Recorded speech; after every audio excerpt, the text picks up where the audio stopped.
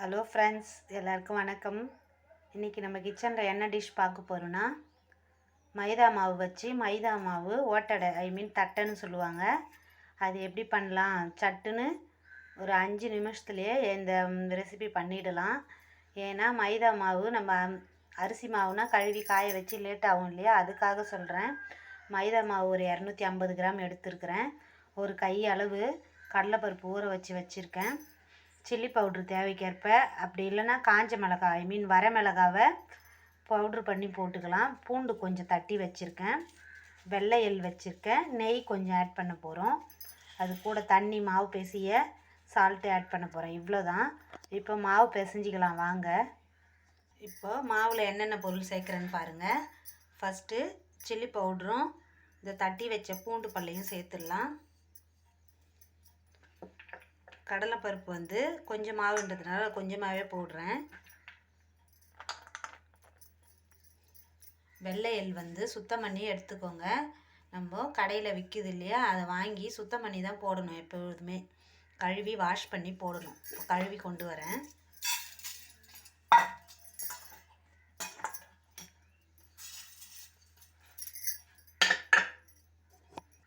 பாருங்கள், வாஷ் பண்ண எள்ளு போடுறேன். ஏன்னா மண்ணெலாம் இருக்கும், இல்லை ஏதாச்சும் இருக்குன்றதுனால வாஷ் பண்ணிக்கிறோம்.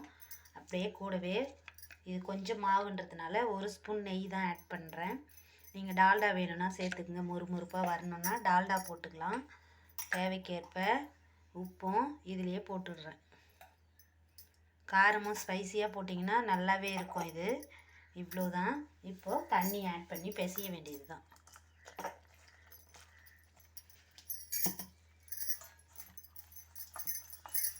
பெருங்காய பொடி போட்டிங்கன்னா இன்னுமே சூப்பராக இருக்கும். பெருங்காய பொடியும் நான் ஆட் பண்ணுறேன்.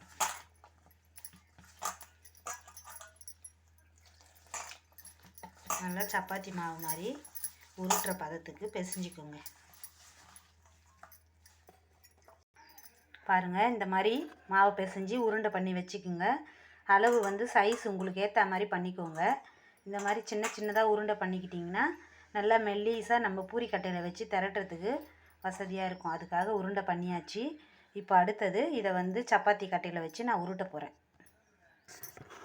பாருங்கள், எல்லாத்தையும் இந்த மாதிரி உருட்டிக்கலாம். சப்பாத்தி உருட்டுற மாதிரி நல்லா பெருசாகவே இப்படி அழுத்திங்கனாவே ஊறின கடலைப்பருப்பு கூட அதில் மசிஞ்சு நல்லா பொடியாகிடும். அந்த அளவுக்கு நம்ம அழுத்தி உருட்டணும். இப்போது சைஸ் வேணும்னா இந்த மாதிரி ஒரு கப் எடுத்து சின்னதாக இப்படி பண்ணிக்கோங்க. ஒரே அளவாக வேணும்னா இந்த மாதிரி கட் பண்ணிக்கோங்க. இவ்வளோதான். இப்போது இந்த மாதிரி எல்லாத்தையும் உருட்டி எடுத்து வச்சுக்கலாம். இப்போ அடுத்தது எண்ணெய் சூடேறினதும் இதை போட்டு எடுக்க வேண்டியது தான். அவ்வளோதான். பேன் வச்சு ஸ்டவ் பற்ற வச்சு எண்ணெய் ஊற்றியாச்சு. எண்ணெய் சூடேறினதும் இதை போட்டு எடுக்க போகிறோம். நம்ம சுவையான ஸ்நாக்ஸ், காரமாக ஸ்பைஸியாகவே இருக்கும். மைதா மாவு தட்டை நீங்களும் வீட்டில் பண்ணுவீங்கன்றதுனால தான் நான் இதை போடுறேன். ரொம்பவே எளிமையான டிஷ் இது. இது மாதிரி குழந்தைங்களுக்கு ஈவினிங் ஸ்நாக்ஸாக பண்ணி கொடுங்க. ஓகே, எண்ணெய் சூடேறினதும் போடலாம். இப்போ பாருங்கள், எண்ணெய் சூடேறிடுத்து. இதை போட்டு நம்ம பொரித்து எடுக்க வேண்டியது தான் இந்த தட்டையை.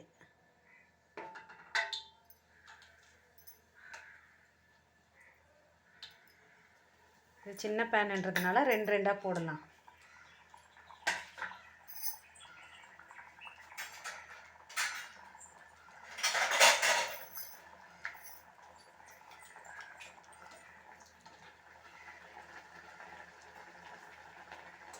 கொஞ்சம் இது சில்வர் பேன்ன்றதுனால ஹை ஃப்ளேம் வைக்கல, ஸ்லோவாக தான் வச்சுருக்கேன்.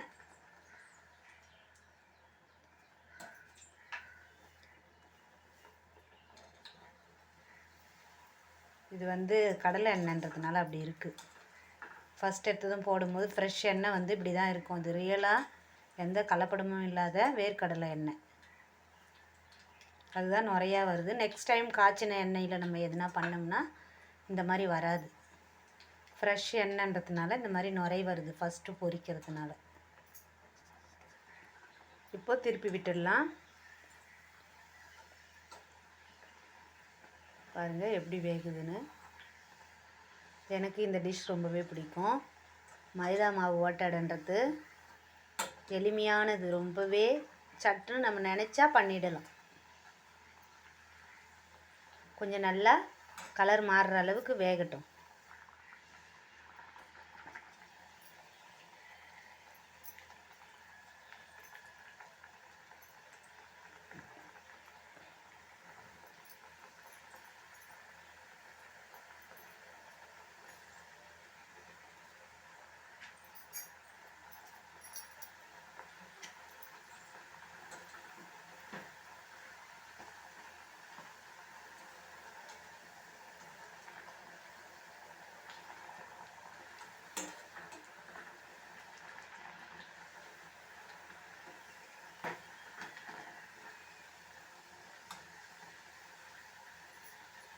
பாருங்க, பார்க்கவே எவ்வளோ அழகாக இருக்குங்க. இது இன்னுமே நல்லா கலர் மாறணும்.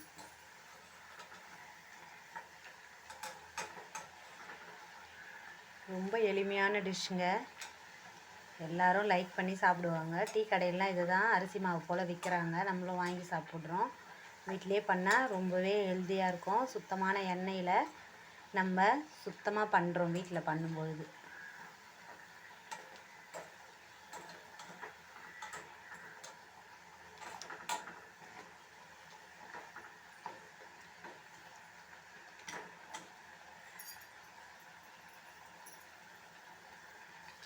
பாருங்கள் எவ்வளோ கோல்டன் நிறமாக வந்திருக்கு. உங்களுக்கு கலர் வேணும்னா ஃபுட் கலர் கூட நீங்கள் ஆட் பண்ணிக்கலாம்.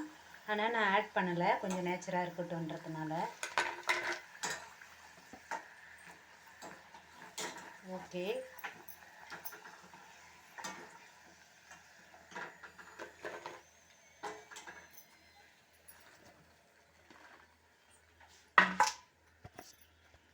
பாருங்கள் சுவையான மைதா மாவு தட்டை ரெடி ஆகிடுச்சு. இப்படி உடைக்கும் பொழுதே ரொம்பவே சாஃப்டாக இருக்கும். சவுண்டு பாருங்கள் எப்படி கேட்குதுன்னு. சூப்பராக இருக்கும் டேஸ்ட்டும். இந்த மாதிரி மைதா மாவு தட்டை எனப்படும் ஓட்டடை செய்து நீங்களும் சாப்பிடுங்க, எல்லாருக்கும் கொடுங்க. தேங்க்யூ ஃபார் வாட்சிங் மை வீடியோ. எல்லோரும் என் சேனலுக்கு சப்ஸ்கிரைப் பண்ணி லைக் பண்ணுங்கள். பாய் பாய் ஃப்ரெண்ட்ஸ், பாய்.